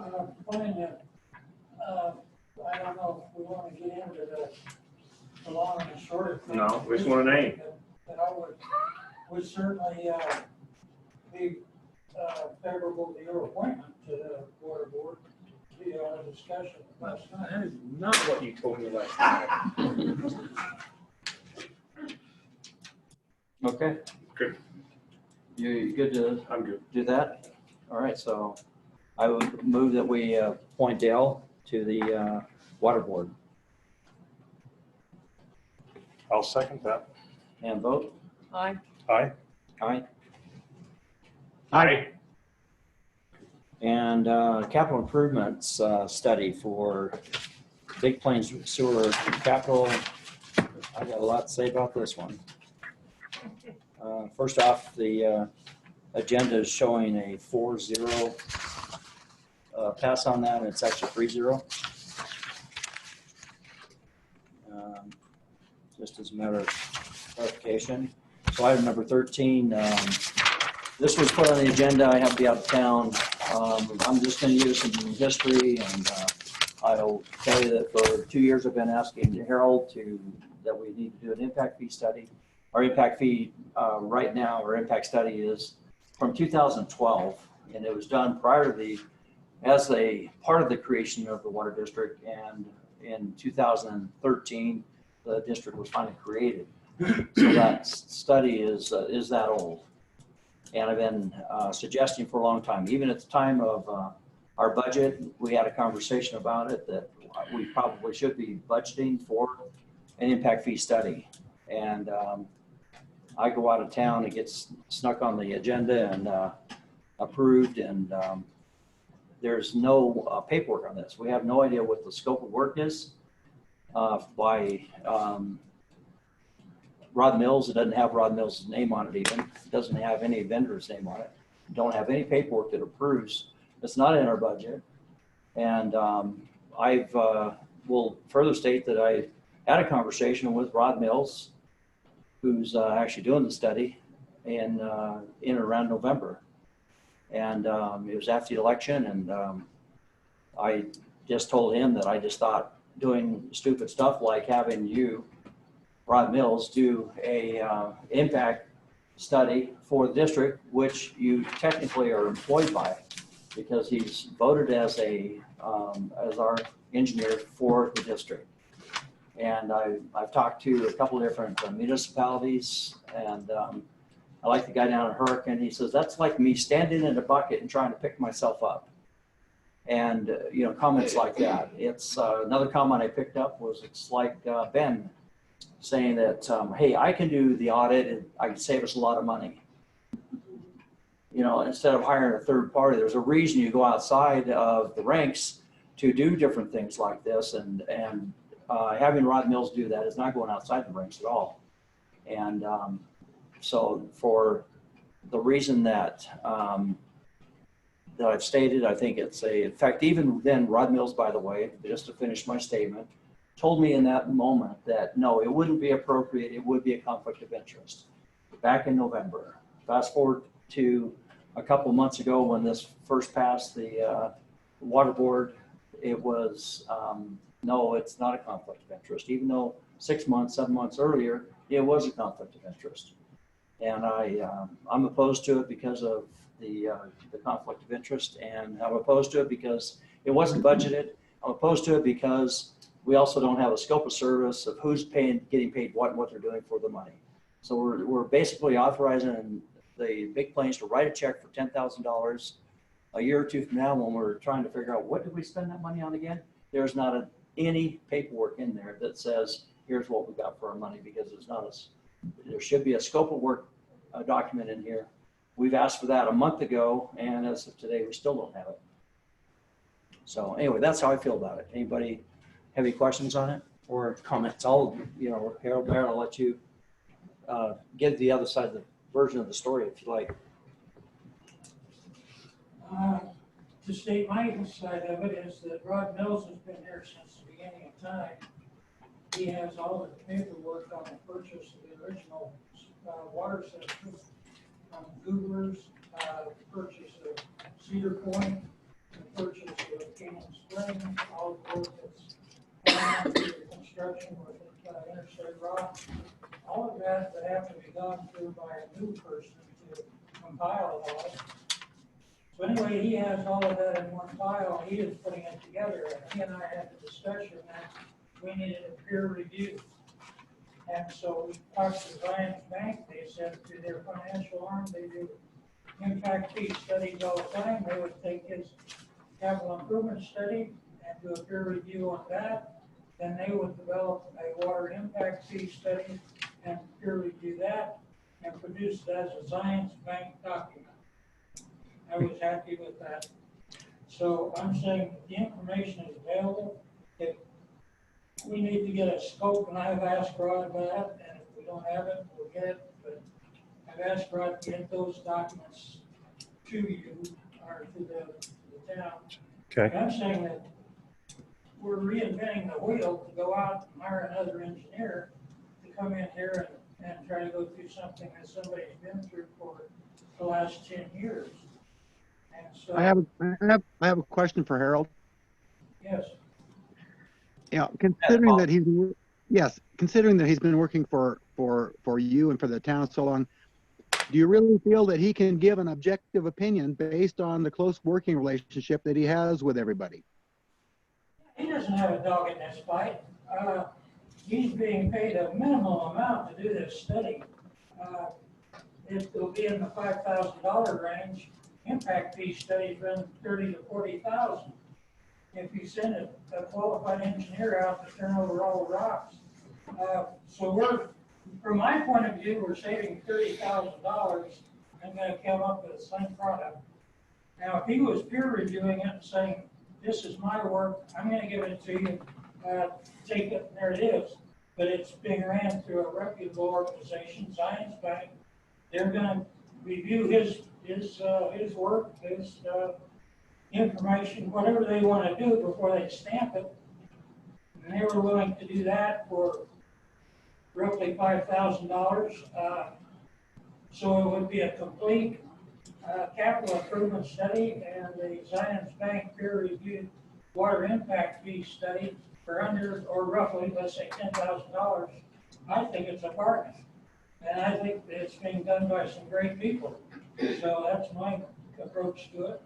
Okay, If we need some more background information or the scope of work or whatever, we can fill that in. But I don't think we need to throw this out the window because I think it's being done by qualified people.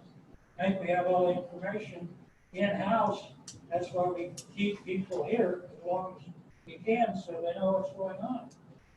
Okay. May I make a comment? Yeah. As a citizen, someone who pays for water here lives here. I think we ought to have a different engineer do it, number one. I deal with water services systems, I put them in all over the place, not just here. But not really anything against Rod as a person. I don't like him. I don't think he's good for our town. Every project I've been involved with Rod Mills on has strung out from here to China. And he says, well, he's got this stuff. He's been here this whole time. And so when people bring him a project and say, hey, design this, Rod, because you have everything, I mean, he brings it to him 7 different times before it gets right. I thought he had the stuff. He doesn't even know what's pipes in the ground. He draws stuff for people based on a line that's not even the right line. He doesn't call Dale first and say, hey, Dale, real quick, what's this line? He doesn't have all this information. He sits there and charges people money to design crap, and it takes forever. The guy's a joke. Rod, do you want to say something? No, I don't think so. I stand by the integrity that I practice my profession on. This kind of discussion is common in this particular jurisdiction. Is it normal, the way- Rod, not to a scope of service when you present anything that's going to require that kind of a check to be written? Is it not normal for your business to do that?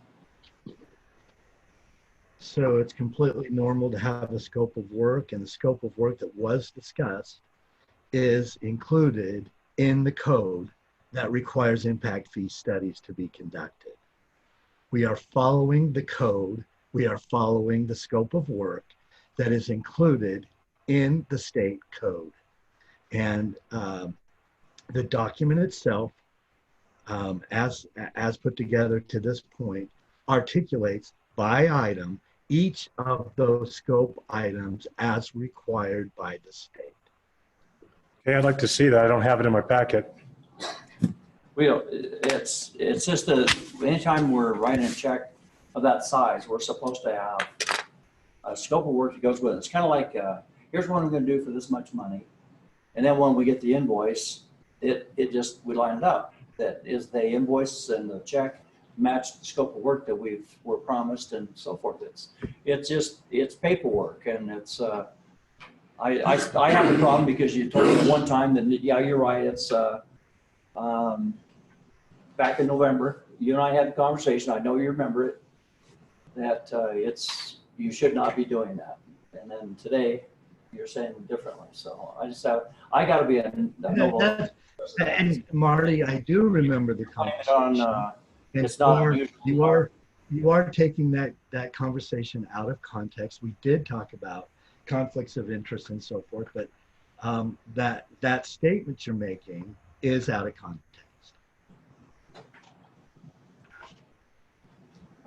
May I make a statement? Yeah. I wish that we could take personalities out of this. I know you would rather drown Rod than not, and I'm sure he has some feelings going the other way. Richard Fisher doesn't have, anyway, we'll leave that where it's at. But I'm saying that I've been the chairman of the service district for 8 years. I was a member of the board before that. And I will say that Rod has been slow on giving some things to us. Richard Fisher is referring to a document that showed the pipeline without a size on it. They took a phone call to figure that out, or they called the Dale.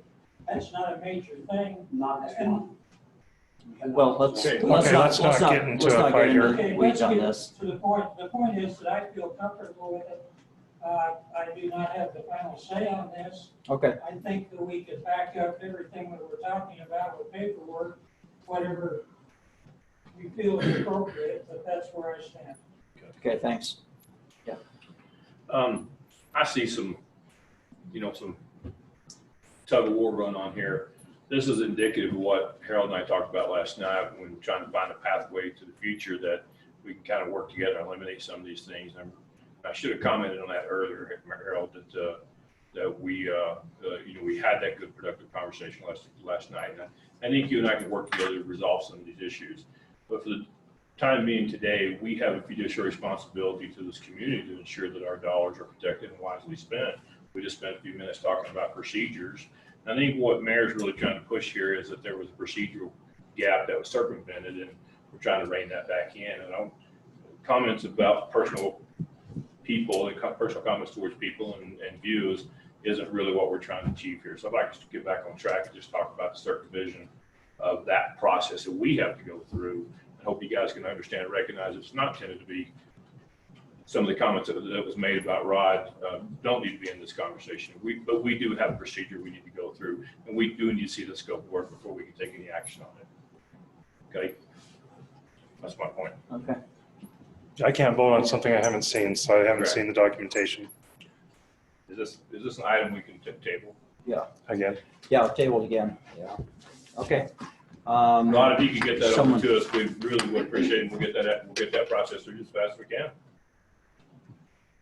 And so we, someone want to make a motion on table? I'll make a motion that we table item number 13. Let me get my read last one. Sorry. I make a motion we table item number 13, Big Plains Water and Sewer Capital Improvement Study and Zion's Public Finance Water Impact Fee Study. That was approved by the board 3-0.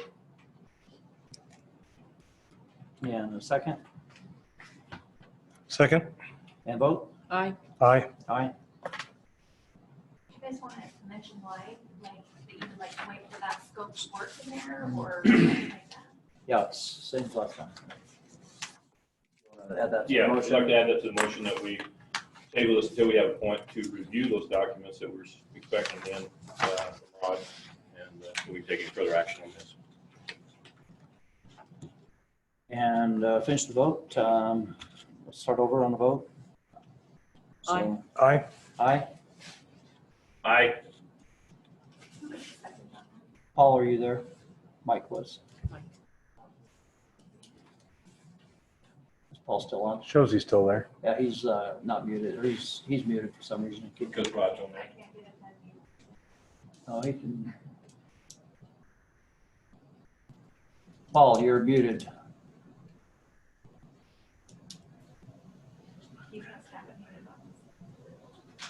Can he type his answer to the? Yeah, I said aye several times. All right. Yeah, you're unmuted. There you are. Good for you. We were gonna send help. Who was the second on that? Sorry. Mike. But, yeah. All right, reports and recommendation. Planning Commission, you want to say anything since you're here? Yeah, on item 10, now the notices for lot splits are gonna be on the website. They're on the agenda. If Item you'll, 10, the plat exemption. yeah, you'll see them on the second page of the agenda. Okay. Since we were talking about the planning commission, I just want to make sure these notices are going to be on the website. For lot splits. Well, they're going to be on the agendas for every meeting. Not on the website. Where would we put them on the website? For what reason? Oh, under notices? I appreciate it, that way I think everybody gets a chance to look at what's going on. So when we do legal notices, that's for like public hearings and things like that. I don't think that doing a public notice website So for we a lot just have split is to get it not appropriate. from here. Yeah. What We'll if- just train everybody that's where they're at. They look at the agenda every week, that's where they'll be the same place. And Ellen asked for to see the block of signatures also on that. So if we could have that next time, I appreciate it. Okay. Okay, thank you. Mayor, is it possible to have the list that she's talking about on the water bills? On the back of the water bills? Ben? Back where? On the back of the water bills? Oh, we could do that too. Well, we And could- then everybody can know. Transparency is kind of what we want to get. And if we have it on this is fine, but people need to know they need to check it. Because these are your huge lots of land. Yeah. What about we just put on the website? Can I On the just spot right there. mention that the agendas are on the website, Yeah. and they're also on the public notice website. So So you've they're got already there those parcel twice. numbers already on the website. if you look at the agenda. Yeah, like some of these are 100-acre parcels. How many lots supposed to be? On the 100-acre things, Yeah, we did maybe 3 or 4 of them, 2 years ago. okay, That's about it. okay. There's not that many. And they're only from 120 acres down to 340, that kind of thing. Yeah, I'm just looking for transparency, and that's all. I just think that this is adequate, and like she said, it's published publicly in 2 different places, along with our website, along with the state website. And Well, I appreciate the transparency. So. You know, it's a lot better than other mayors have done it in the past. if someone feels passionate about it, we can donate a page in the website, and they can be the one that logs in and adds them to it. If that's, we can This grant way access to someone everybody can see what's if you going guys on. want to do it that badly. So I'm just trying to sometimes like to manage what I have to do again. Anyway, Well, if you ever need help, next yeah. on the agenda, fire chief. Yeah, so we've had a few EMS calls. We had 3 tree fires just the last 2 weeks that were all human caused. We're under fire restrictions, so I've already handed out some, I've already had the sheriff find some people. So if you are burning, you're not calling us, and you're not checking the website, and you're not checking the county website, everything is under fire restrictions now. Stop burning, don't burn anything, okay? I've told people 2 days before they've lit stuff up and they've lit trees on fire. So, no burning, none. You can burn in your little campfire pits that meet the regulations that the state hand down to us.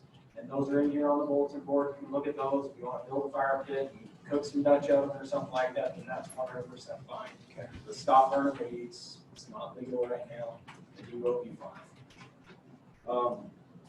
Also, to go into that, we're still not getting much moisture. I know it's feeling cooler in the evenings and everything like that, so people are feeling a little more brave.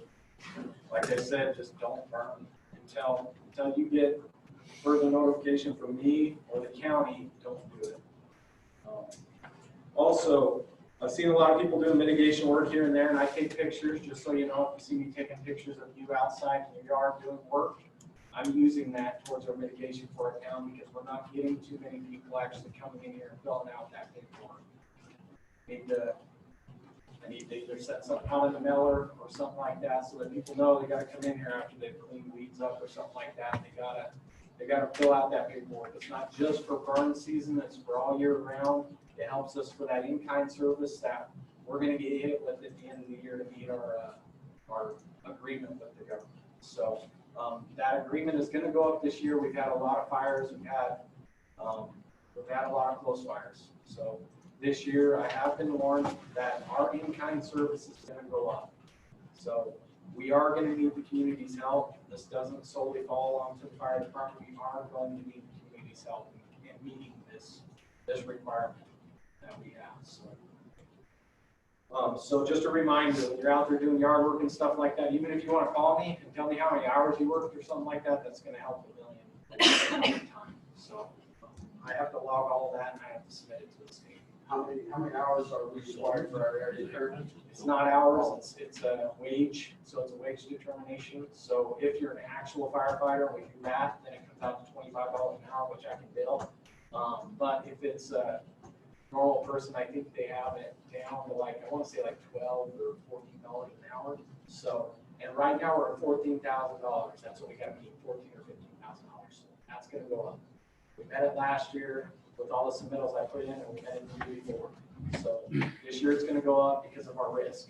Our risk went up a lot this year. So Can you go back? Can people go back the last couple of months and add up the hours and give it to you? Okay. as long as it's legit and you really did it, I'm not gonna. I mean, it's gonna help us out. So. Okay. Also, what's the calendar year on that? How far back do you want to be able to go to? Just this year. Okay, so calendar year 2020, you're okay. Yeah, they asked. Question. go out about 30, 40 years? Yes, 100%. That's fire I pay for the mitigation. services. Anything you do with brush on your property, it works towards that in-kind service, so. And by the way, her husband mentioned too, when we were talking about their stuff that they're got a tractor with a brush meter on it, that if anybody has that around there, they're. I can go down and look at what it does. It's completely invalid paintbrush. Yeah, that's really good. All right, so moving on, the Hummer, we got a new tank. I went to Leeds this week and picked up a tank. We got one of our old pumps running, so we're pretty much ready to start testing out the Hummer as soon as we can get the pump on the back and get the tank in there. So that'll be another Type 6 engine that if we, next year, if we are able to get out on fires like we did this year, here and there, we'll have that Type 6 here to cover the area better so that we are feeling more comfortable about being more than 15 or 20 miles away. So that's something we're working on. We're getting real close to possibly being able to paint that and get everything ready for this next season. So that's a big goal we're trying to make this year, is trying to have that ready for this next season. Also, we're probably going to be hosting a pumps class within the next 2 weeks here at the station. We're probably going to have Hurricane, maybe Washington City, a couple other departments that I've invited to come here. And we're probably going to have a pumps class for Wildland to get some people signed off. And it's a check on one of our task books that we got to have signed on. So, also, here in the next month or two, we're going to start seeing wrecks. The highways are going to start getting a little, depending on if we get wetness and that type of stuff, and our humidity comes in when we start getting closer to winter. These roads, for some reason, right about the first time of the year, we start getting a lot of wrecks. So it usually fizzles out towards the end of the year, but right at the beginning of the year, people are just not used to this road and possibly being slick at 5 and 4 in the morning when people are going to work. So just watch out if you're going to work in the morning early. Be mindful that we're getting close to those lower temperatures at night. So, and also, I guess I got my engine boss trainee, my squad boss book signed off, and it's getting approved right now. So next year is a guarantee for at least me having the engine boss training. So we're getting very, very close to be able to succeed at going out of the stage. And that's a big deal. I don't know if anyone's ever looked at that book, but that's a big deal. Good job.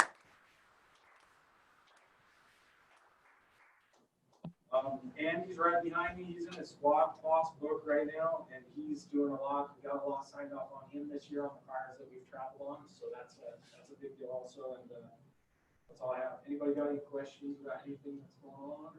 Or? Thank you. Thank you. All right, nice job. Do you want to share, Harold?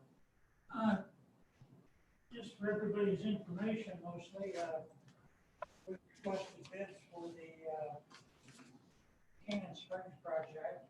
We opened bids the first part of this month and awarded the contract to PCI.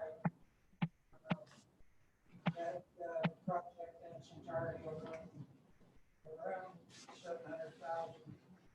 And it'll be for the development of the Cannon Springs and some piping out of the springs and enhance the water flow into Cannon, and we'll know exactly what we have as far as flow from the springs. So that work should start about the 1st of October. Has that funded, or what's the status of that? They said that it would fund as soon as the contractor was staged and ready to go. So it's all wrapped up. Bank account open and ready to open. Well, let me know when the money hits the bank. I got some people who wanted to hear that. Is that a grant that we got for that? 100%. Good job. You did good on that one. Harold, what was that total? 700,000 plus. And Harold did that too. Yes. But one word of And caution, Romulus. we talk about the flood of people coming this way from St. George and Hurricane. And we have a finite amount of water here. And water is going to limit this land operation sooner or later. And we can outrun our headlights really easier. So I would caution people buying land or getting off the grid, so to speak. Well drilling is not an answer. So the water is absolutely critical. Being able to deliver to your site as well as having the ability to get it out of the ground. And anybody that's lived in this part of the world very long knows that there is an end to this. So to buy 50 acres, to put in 500 buildings, I just have cold chills. There's 2 or 3 of those, and everybody's going to be trucking water from somewhere. So just keep that in mind. There is an end to this somewhere. Thank you. All right, thank you. All right, this is where you'll see on the agenda, for those that have one, where lot splits show up. We have the lot splits listed that we have applications for. I'm not sure if I've got these, looked at any of these yet, even myself. These are, but Yeah, none of them are approved at this time. they're just the application we've received. And then building permits through August is we have 5 homes, 1 casita, and 1 accessory building so far. Our building permits have just kind of skyrocketed here recently. We're pretty busy on them. So, council have anything? Nope.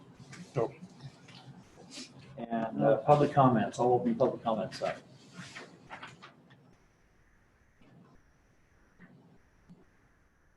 Junior? Yes, I'm sorry.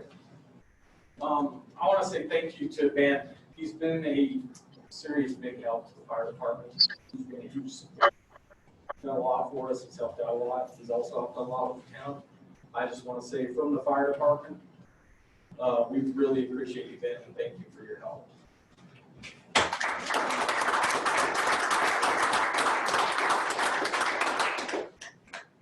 Quit, but you can never leave. I tried to get the Hurricane marching band to follow him out of the town today. But they were tied up in other commitments. But yeah, he will be missed. There's no doubt about it. I would like to echo the same sentiment. Ben's just been wonderful to work with and real easy to work with. And we're truly going to miss you. You got big shoes. He's going to miss us too. I doubt it. There's no doubt about that. Maybe I'll take just a quick minute if you don't care. Yep. I guess public comments. Yes. I'm happy resident. Yes. Right? Yes. So I started in Apple Valley almost 2 years ago. It has been quite a ride. I had no idea what I was in for. I've tried to stay neutral in and trying to understand everybody's side, all the different sides of the situations that come before the town. And by doing that, I've gained a lot of insight and a lot of respect for a lot of people in this town. A lot of them are in this room. Fire Chief Harold, Marty. Through this time, I'm one of 2 full-time employees that work in the town. And, you know, as I've seen the efforts that everyone has put in, the time and the effort that people put into this town, it's made me at times feel guilty for being a salaried employee. You know, I've met a lot of the residents. This community is great. And when you can really take a step back and look at Apple Valley, it's an awesome community. I mean, short of schools, you know, I've got 2 little kids in school, and that's a challenge. I respect your families that live up here. I've moved here in a heartbeat. I appreciate the opportunity that I've had to work with each and every one of you. I know that Apple Valley has a bright future. It really is an awesome place. I've committed to, so for those that don't know, I accepted an offer with the Solid Waste District, and I've committed to essentially meeting with every municipality once a year. And so you haven't gotten rid of me yet. I'm excited to come back here probably in about a year and say how my job's been going. It'll probably be my favorite report that I do to all the towns and cities. So Thank you very much. I appreciate the opportunity, guys. Thanks.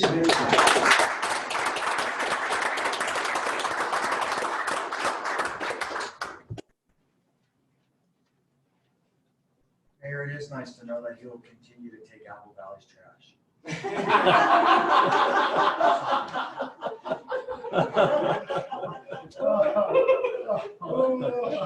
Good one, Sean. You're awesome. Any other public comments? All right, we'll close public comments. And we don't have any need for closed session. I'm not aware of one anyway. Nope. Okay, so we'll. skip I that make a one. motion, we adjourn. Second? Vote. Aye. Aye. Aye. Aye. Motion carries. And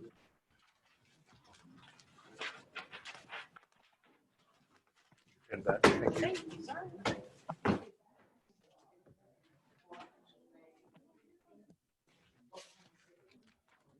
It's dark, I gotta drive in the dark. So if you want those on the website someplace, Debbie, I can put a page in there and teach you how to